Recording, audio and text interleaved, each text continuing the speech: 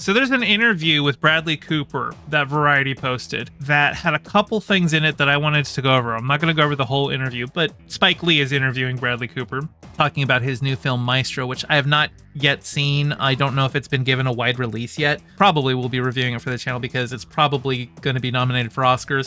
And I do intend on reviewing every single movie that is nominated for an Oscar next year. But there were a couple bits from this interview that stood out to me as leaving a bad taste. Now, Bradley Cooper has already had some controversy in this movie because he's essentially wearing Jew face.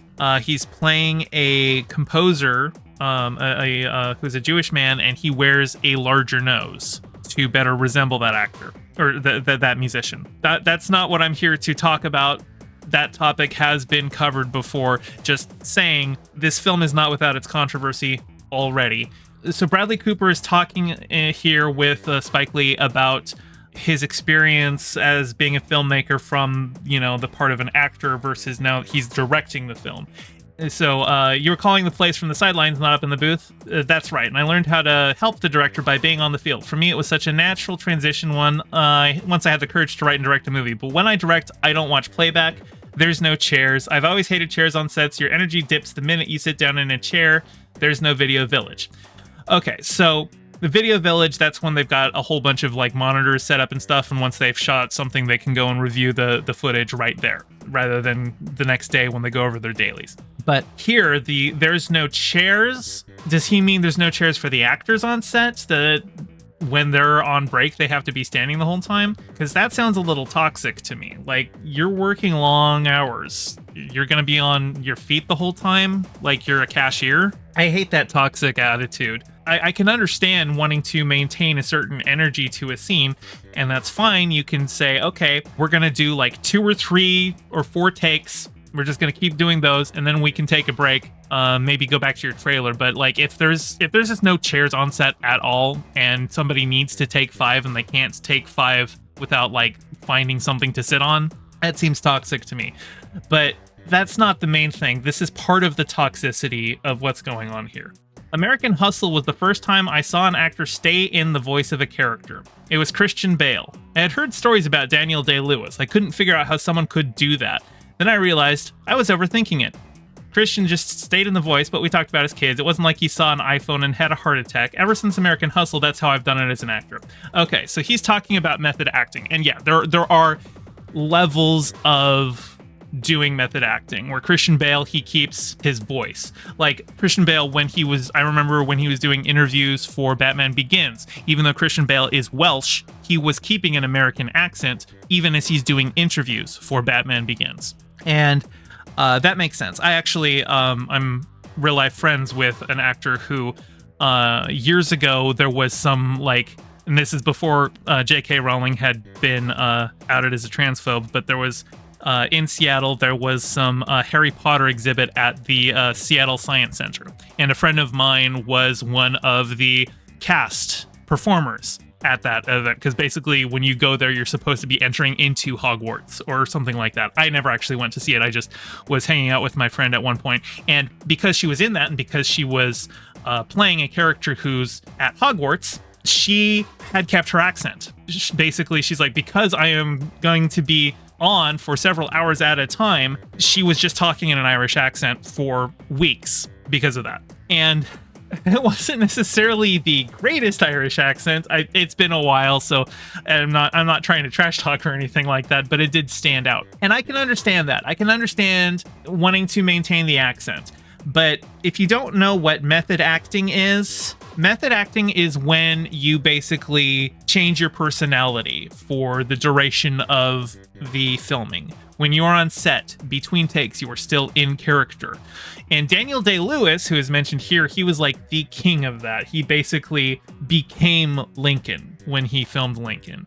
Right? He would not respond to Daniel Day-Lewis. He had to be called Abraham Lincoln on set. And there is a great story about that. There's a film called Marathon Man that was starring Dustin Hoffman and Laurence Olivier. And there was a scene in Marathon Man where Dustin Hoffman's character, he's supposed to have not been able to sleep for a couple of days. And so in preparation for filming that scene, Dustin Hoffman stayed up like 2 nights beforehand. He didn't get any sleep for the 2 nights before they shot that scene. And he shows up to set absolutely miserable, dozing off, looks like shit. And Laurence Olivier asks him, Dustin, what's wrong? And Dustin explains, oh yeah, I haven't slept in a couple days because I'm preparing for this scene. And Olivier says, Dustin, my boy, have you tried acting? The leftist Al says method acting is basically being a gigadouche while on set. Yes, that is what I am getting at. Now, it doesn't always have to be that way, but a really famous example of somebody being an absolute gigadouche on set was Jared Leto as Joker in Suicide Squad, because he's like, well, I'm the Joker, baby, so I gotta get in character. And by get in character, that meant putting used condoms in other people, or like, I think that he mailed used condoms to his co-stars. I think he put a pig carcass in front of somebody's trailer. You know, he was just like, well, I'm the Joker, I gotta be doing all this stuff.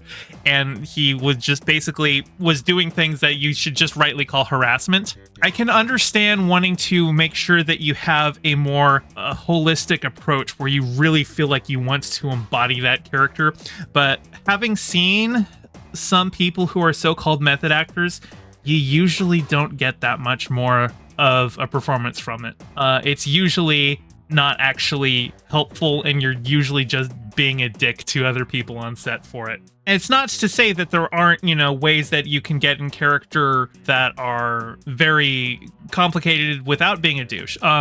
Heath Ledger, when he played the Joker, he actually rented an apartment for several months that he basically holed himself up in and kept a journal where he would write things that he would imagine that the Joker would be into, just, you know, to get that mindset. And like, I do think part of the reason why everyone thinks Heath Ledger's performance as the Joker was because he died before it came out. And so that was tainting everyone's like, oh, it's his final performance, even though he had like one movie after that. He had been done filming that movie for like almost a year by the time he died. But still, it was, oh, this is the role that killed him. You know, it had that kind of The Crow aspect to it. So, of course, people were going to view it more favorably. But even so, I think he did a phenomenal job playing the Joker in that movie. But even then, I don't think Heath Ledger would have called what he did method acting. And I just think method acting is kind of toxic, and I think it's unnecessary. If you're going to maintain something throughout shooting, the accent makes sense. You want to make sure, because if you're constantly switching back and forth between your natural accent and your character's accent, like when somebody says action and then when somebody says cut, you're probably more likely to slip into your natural accent while trying to do a performance. So I can understand maintaining the voice for the production. So if that's all that Bradley Cooper's doing in Maestro is maintaining the voice, I got no problem with that. If you're not letting your actors have chairs, though, that's a little toxic. Oh, Leftist Al says, you know what should be the prime example of this? Jim Carrey in Man on the Moon. Yes, I heard that he went full Kaufman on that movie. Jim literally talked with the estranged daughter of Andy Kaufman as if he himself was channeling Andy Kaufman and brought her closure. Oh, wow. So like it was like a therapeutic session where like she just imagined she was talking to her dad. I mean, if that's true, that's kind of cool. I think it would be creepy if an actor were playing, I mean, my parents are still alive, so like I don't have anything like that. But I do think it would be creepy if, say, like a woman who looked just like my grandma was playing my grandma to me. I don't think I would be getting closure from that. I think I would be like, please stop. You said, nah, that's fucked. I mean, was it Jim Carrey who said that he brought her closure, or did she say that she got closure? Because if it's Jim Carrey describing it, then yeah, I would take that with a massive grain of salt. I would be far more curious what the daughter actually thought on that. Jim said that? Okay, yeah. No, I think that's creepy. I think that's very creepy. I wouldn't like that at all. And actually, just to tie it back to my previous segment, there was test footage shot for a potential Robin Williams biopic a couple years ago. And the actor that they had playing Robin Williams in it, and it's just one scene. It's Robin Williams in his trailer getting ready to shoot for Mork and Mindy when his co-star comes into his trailer and tells him that John Belushi had just died the night before. And it's an amazing scene. The guy is like, he looks like he is Robin Williams brought back to life. And I remember his daughter Zelda Williams tweeting saying, look, that guy is a very talented actor, but can you please not keep sending me a video of the worst moment of my dad's life to me? That right there, that's what that makes me think of. Robin Williams has been dead for like 9 years, and he just keeps coming up in our conversations anyway. Man, that guy had an impact.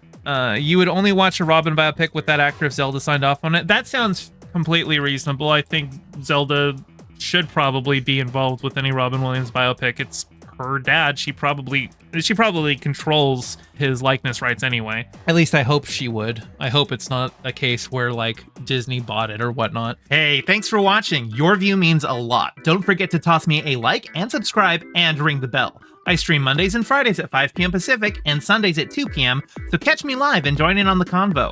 You can find all my socials in the description below, and thank you to all my patrons, with a very special shout out to my Whale Shark tier patron Ryan D and my Anemone friend tier patron Pistol Cakes. Your support means the world. Catch you next time.